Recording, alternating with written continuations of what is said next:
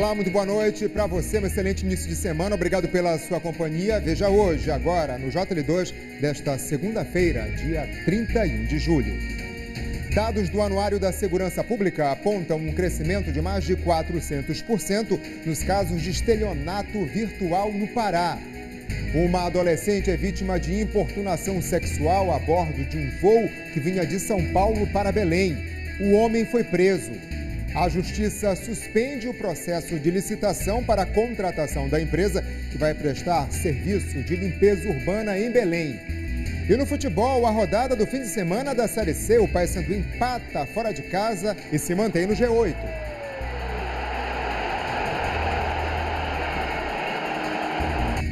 E o Remo vence e está fora da zona de rebaixamento.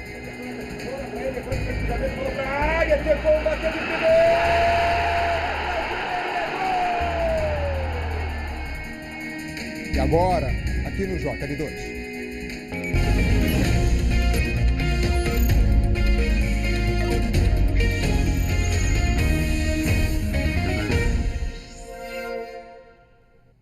Em um ano, os casos de estelionato virtual aumentaram mais de 400% no estado, segundo o Anuário da Segurança Pública. Os dados deixaram o Pará entre os 5 estados com mais registros desse tipo de crime e que faz vítimas todos os dias.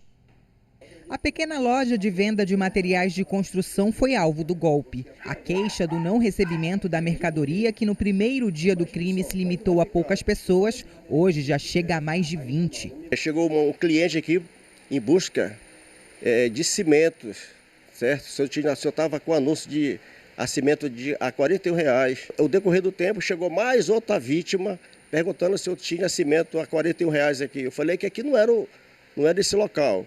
Ele estava usando aqui, aí foi que eu fui entender que eu estava caindo no golpe. Ele fazia o tipo assim, oferecia o cimento a R$41 e a forma de pagamento tinha que ser no Pix ou via bancárias. Um falso anúncio na internet foi o suficiente para virar a vida do comerciante de cabeça para baixo. O pesadelo que ele vive há uma semana chama-se estelionato eletrônico. Segundo o Anuário Brasileiro de Segurança Pública, este tipo de crime cresceu mais de 400% no estado de 2021 para 2022. Números que colocaram o Pará em 5º lugar no ranking dos estados onde foram registrados mais casos de estelionato na modalidade virtual. No eletrônico, especificamente, ele vai criar uma oferta, ele cria uma notícia em que ele vai chamar muita atenção da vítima e que a vítima vai querer fazer aquilo de qualquer maneira, porque senão ela vai perder aquela grande oportunidade que está sendo ofertada ali. A pandemia do Covid-19, né, que ela teve essa explosão no ano de 2020, o que a gente percebe? Houve um aumento da digitalização dos serviços e com isso as pessoas elas não estão preparadas para identificar esses casos de golpe. De acordo com a Secretaria de Segurança Pública, no primeiro semestre deste ano foram computados 15.861 casos de estelionato, por meio físico ou virtual no Pará. Cautela e conhecimento são boas armas contra os golpes que se multiplicam. A primeira coisa é analisar, pensar, será que este produto, este serviço que está sendo oferecido, ele realmente é compatível com o que está acontecendo aqui no meio? E se você for vítima de algum crime, eu acho muito importante você guardar todas aquelas informações. Apesar de já ter registrado o boletim de ocorrência, João ainda não se sente seguro. Teve uma das vítimas que chegou aqui até me ameaçou, perguntou se eu não tinha medo de morrer. Estou com o nervo flor da pele, eu tenho problema de arritmia, tenho problema de coração, isso está me deixando preocupado. 2 assaltantes armados fizeram 2 pessoas reféns dentro do shopping Pátio Belém neste domingo. A Polícia Civil informou que um dos homens foi preso em flagrante após roubar uma loja de joias. O suspeito estava com uma pistola, munições e objetos das vítimas, segundo a polícia. A polícia disse ainda que faz buscas para localizar o segundo envolvido no crime. Em nota, o Shopping Pátio Belém disse que a Polícia Militar, com o suporte da segurança do shopping, interveio rapidamente para controlar a tentativa de assalto à joalheria e que não houve vítimas. O shopping disse ainda que seguiu funcionando normalmente. O balanço parcial da Polícia Rodoviária Federal mostrou que esse foi o fim de semana mais violento nas estradas do Pará desde o início do mês. Hoje, o retorno à capital foi intenso na BR-316. Às 8 horas da manhã, a diferença entre o movimento de saída e o de retorno à capital era o contraste que comprovava. Muita gente deixou para pegar a estrada de volta a Belém na manhã desta segunda-feira. O trecho mais complicado foi entre os quilômetros 13 e 11 da rodovia em Marituba. Em alguns momentos, o trânsito chegou a ficar parado, principalmente mais perto da barreira do Detran. E se foi um fim de semana movimentado nas estradas, também foi um dos mais violentos desse mês de julho. A Polícia Rodoviária Federal divulgou o balanço parcial das ocorrências entre sexta, dia 28, e ontem, dia 30. Foram 10 acidentes, 8 considerados graves. 9 pessoas ficaram feridas e, infelizmente, 7 morreram. Um desses acidentes ocorreu ontem na BR-230, em Marabá, a batida entre um caminhão dos Correios e uma motocicleta.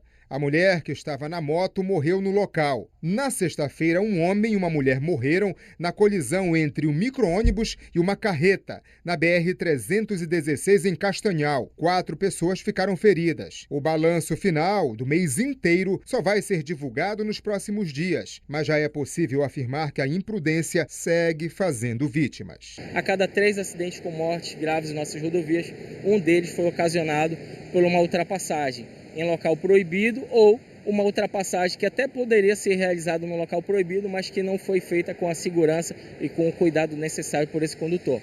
Irresponsabilidade também flagrada no excesso de velocidade. Nós identificamos motociclistas transitando a mais de 180 km por hora. São condutas que comprometem a nossa segurança viária e nós intensificamos esse tipo de fiscalização para que a gente possa, de fato, reduzir esses índices de acidentes e mortes. A Polícia Rodoviária Federal fez ainda mais de 1.000 testes de alcoolemia durante o fim de semana. Desse total, 21 foram motoristas autuados por dirigir sob efeito de álcool ou por se negar a fazer o teste. 5 motoristas foram encaminhados à delegacia por embriaguez. E veja a seguir, um homem é preso ao desembarcar no aeroporto de Belém depois de importunar sexualmente uma adolescente durante o voo. Agora são 7 horas e 17 minutos, aqui imagens ao vivo da Avenida Magalhães Barata, próximo a 14 de abril, no bairro de São Brás. Voltamos já.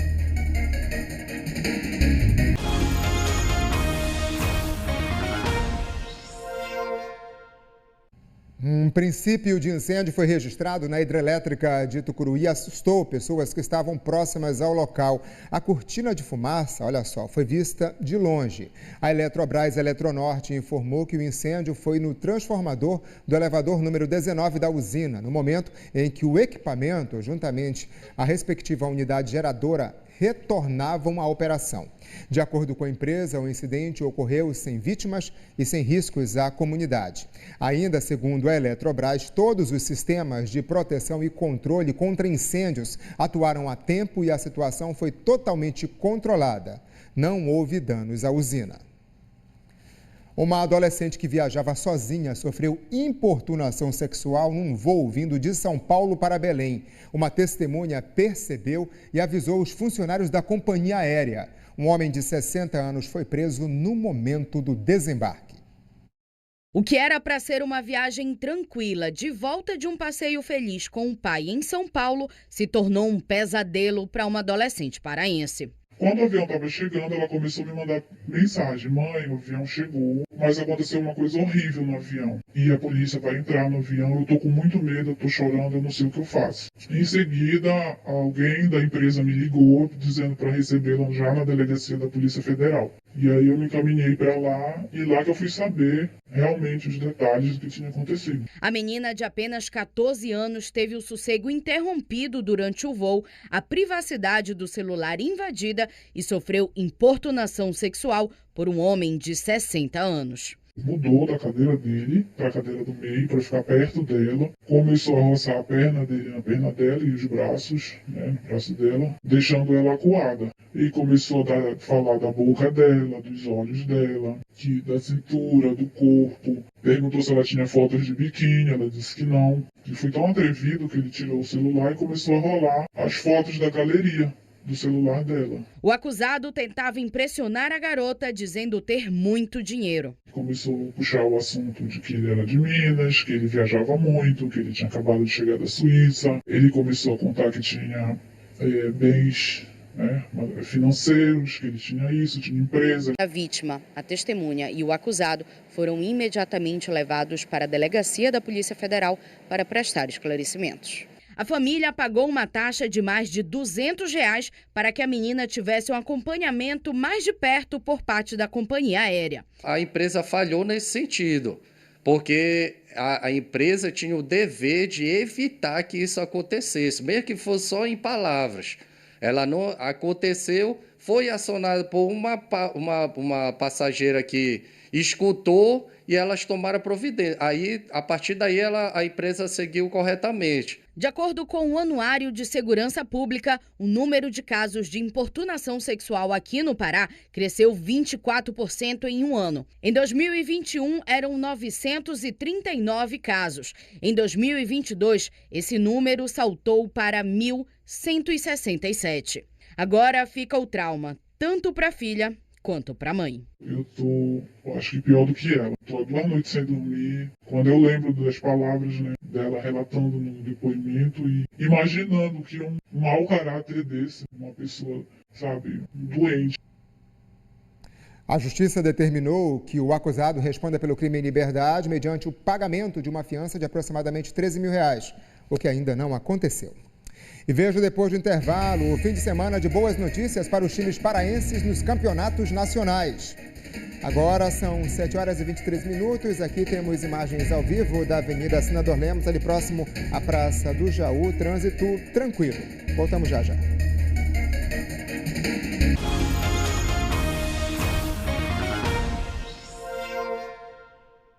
Agora 7h25, voltamos para mostrar que a Justiça suspendeu a licitação que previa a contratação de empresas para a limpeza pública de Belém. Vamos ao vivo com a repórter Poliane Guimarães, que traz mais informações sobre essa decisão de hoje, né, Poliane? Boa noite. Olá, João. Boa noite para você e para quem nos acompanha. Esse pedido de suspensão da licitação, ele foi feito por uma das empresas que já atuam na limpeza urbana daqui da capital. Ao ingressar com esse mandado de segurança, a empresa alegou que as regras previstas no edital, elas estão em desacordo com a legislação de licitação e contratação de parceria público-privada e também estão em desacordo com a lei orçamentária anual do município. Ao acatar essa liminar, a Justiça Paraense ela deve analisar e julgar essa impugnação. Vale lembrar que o processo licitatório ele foi anunciado pela Prefeitura no último dia 6 de junho e os envelopes com as propostas das empresas interessadas em realizar esse serviço eles foram abertos hoje. A Prefeitura contou, em nota, se pronunciou dizendo que ela vai adotar todas as medidas judiciais para esclarecer os fatos e reverter essa decisão. E essa polêmica, ela ocorre em meio a como ficará a destinação do lixo aqui na região metropolitana de Belém, já que há exato um mês, o aterro sanitário que funciona em Marituba deve encerrar as atividades. Assunto esse que foi tema da reportagem feita por Jalília Messias. Acompanhe.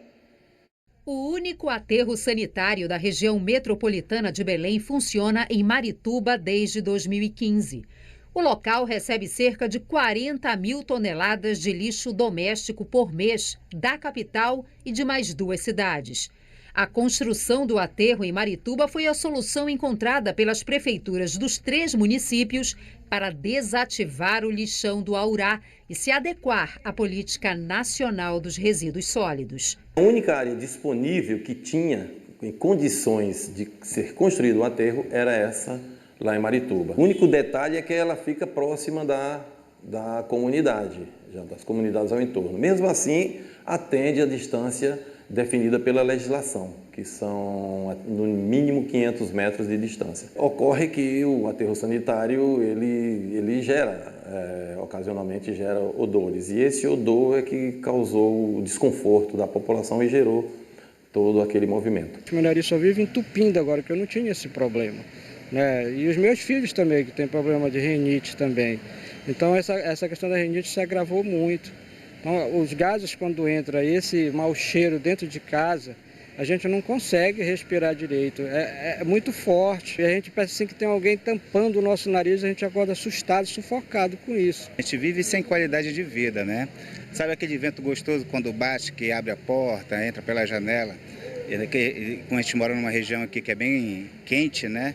Então esse vento a gente aguarda, que é gostoso, mas quando ele vem com um odor do aterro sanitário, né? A gente tira o nosso conforto, tira a nossa paz. A gente não vê a hora desse empreendimento parar de funcionar e arrumar uma solução viável.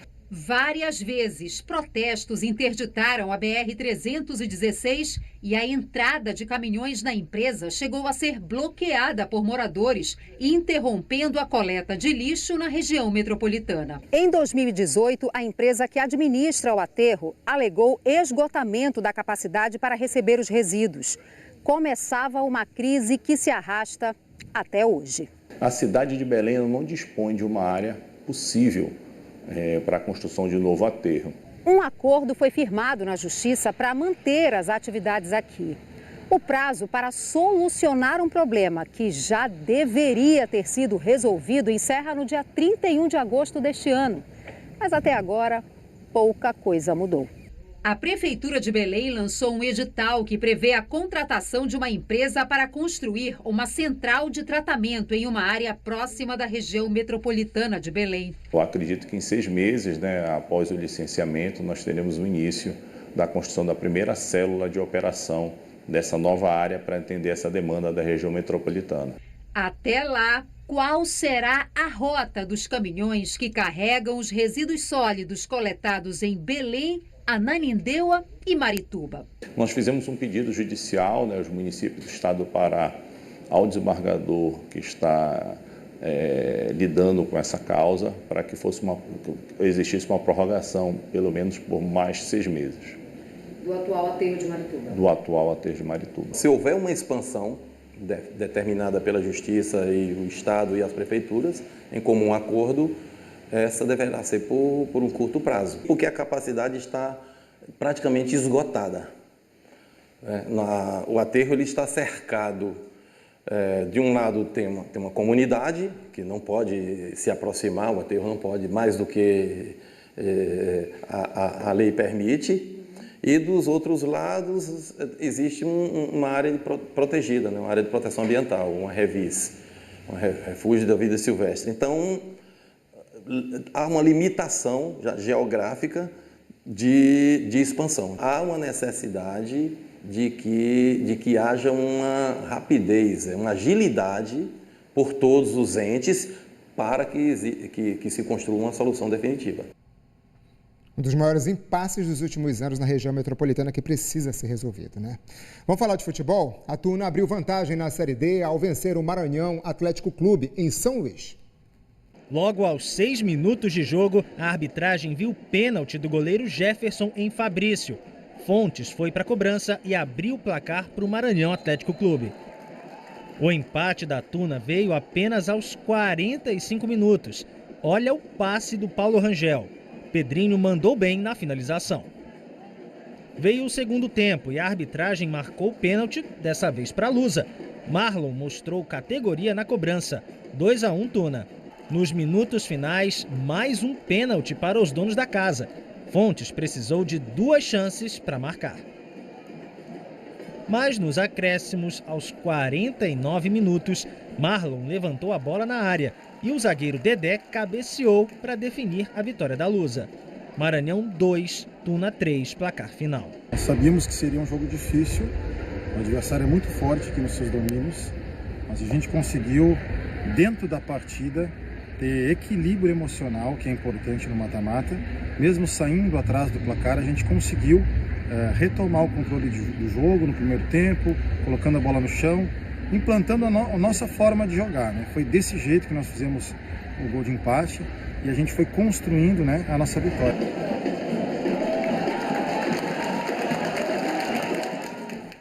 Também pela Série D, o Águia entra em campo daqui a pouquinho. A Jennifer Florencio está ao vivo lá no Zinho Oliveira e traz as informações para a gente. Boa noite, Jennifer. Boa noite, João, e a todos que nos acompanham aqui no JL2. Eu já estou por aqui pelo Zinho Oliveira e por aqui os torcedores já começam a chegar, já começam a tomar o lugar aqui na arquibancada. A gente já percebe uma movimentação bem grande de muitas pessoas chegando e no gramado do lado esquerdo o Atlético Cearense já está aquecendo os jogadores e do lado direito do campo os jogadores do Águia também já estão se aquecendo para o jogo daqui a pouquinho. Olha só, o Águia chega ao mata-mata após ficar na terceira colocação do grupo 1 da Série D. Com apenas 8 gols sofridos, o azulão é o dono de uma das melhores defesas da competição. E o Atlético Cearense chegou até a segunda fase, após ficar na vice-liderança da chave 2 do campeonato. A equipe cearense está invicta há 4 partidas, então o jogaço de hoje promete. E o jogo é daqui a pouquinho, às 8 horas da noite. Você pode acompanhar tudo pelo GE Pará e amanhã a gente traz os destaques, os gols e os comentários no Bom Dia Pará dessa partida. João. Obrigado, Jennifer. Bom trabalho para você em Marabá. Pela Série C, o Paysandu arrancou um empate com o América de Natal na Arena das Dunas, ponto que manteve o Papão no G8. Na Arena das Dunas, em Natal, confronto entre opostos na Série C do Brasileiro. O América, dono da casa, queria sair da zona do rebaixamento. Já o Paysandu estava de olho na permanência no G8. E diante do torcedor, o Mecão começou pressionando. Perigo mesmo foi só nesse cabeceio do zagueiro Paulão. Aos 30 minutos, mais uma chance bicolor. A zaga afastou do jeito que deu. Nicolas Careca resolveu apostar no chute de longe. Passou perto. Mas quando o Paysandu parecia melhor, veio o castigo. Nicolas Careca falhou ao tentar afastar e Álvaro mandou para a rede. 1-0 América. No segundo tempo, Gustavo Custódio começou arriscando. Bruno defendeu. Na bola parada, o Mecão por pouco não fez o segundo com Vinícius Paulista. E aos 35 minutos, o Paysandu até buscava o ataque, mas faltava a qualidade na finalização. Até que o artilheiro Mário Sérgio acabou com essa história. A jogada começou com o Paulão. O Super Mário se livrou da marcação e acertou um chutaço. Tudo igual na Arena das Dunas, 1-1. Os minutos finais foram de pressão bicolor. Leandrinho perdeu uma grande chance. Fim de jogo, América 1, Paysandu também 1. Somamos um ponto, continuamos no grupo dos 8. Jogo dificílimo. O América numa dificuldade muito grande dentro da competição e sendo um bom time. E naturalmente a gente sai feliz, não é isso? Porque o time reagiu e saímos acima de tudo convicto que nós temos sim, nós estamos sim, num momento físico privilegiado. O segundo tempo nosso foi, acima de tudo, muito forte fisicamente e por isso nós conseguimos o resultado. E depois de longas 5 rodadas, o Remo voltou a vencer na Série C. Sábado, no Mangueirão, o Leão passou pelo Ipiranga de Erechim. No início do jogo, os visitantes foram para cima nesta cobrança de falta de William Gomes. Vinícius defendeu em 2 tempos. Lucas Marques deu passe errado nos pés de Eric Farias, que carimbou pertinho do gol azulino. O Remo respondeu na roubada de bola de Paulinho Curuá, que deixou livre para Muriqui assustar o goleiro Kaique. Não demorou muito e o gol veio. Depois de boa troca de passes, Muriqui viu Evandro livre, que mandou de primeira para Claudinei, abriu o placar, Remo 1-0. No segundo tempo, bola lançada para o lado do Remo. Ícaro tirou errado e sobrou para William Barbio, que tirou de Vinícius e mandou para o gol. Mas Diego Ivo fez milagre. E nem deu tempo para o torcedor azulino comemorar. Depois de troca de passes, Cleiton mandou na medida para MV chutar no cantinho, tudo igual no Mangueirão. Mas aos 40 minutos do segundo tempo, depois de lateral, bate-rebate na zaga. E na insistência, meu amigo, Richard Franco fez o gol da vitória na raça. Final, Remo 2, Ipiranga 1. Eu acho que o time fez a apresentação que tinha que fazer e conseguiu se superar, que era importante vencer hoje, sobretudo por toda a carga que eles vêm recebendo, né? Mas acho que a gente, no geral, fez um jogo seguro, um jogo em que sofreu pouco de novo, mais uma vez. Não criou muitas oportunidades e a gente sabia que não criaria tantas oportunidades, né? Até pelo contexto do do jogo, da partida, por tudo que significava, mas a minha avaliação é que a gente fez o jogo que o momento pedia.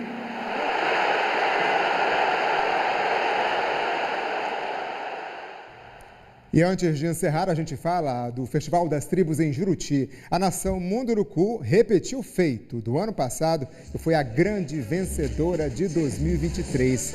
Em 3 horas de apresentação, a tribo Munduruku defendeu o tema Povos Indígenas, Guardiões do Território Nacional.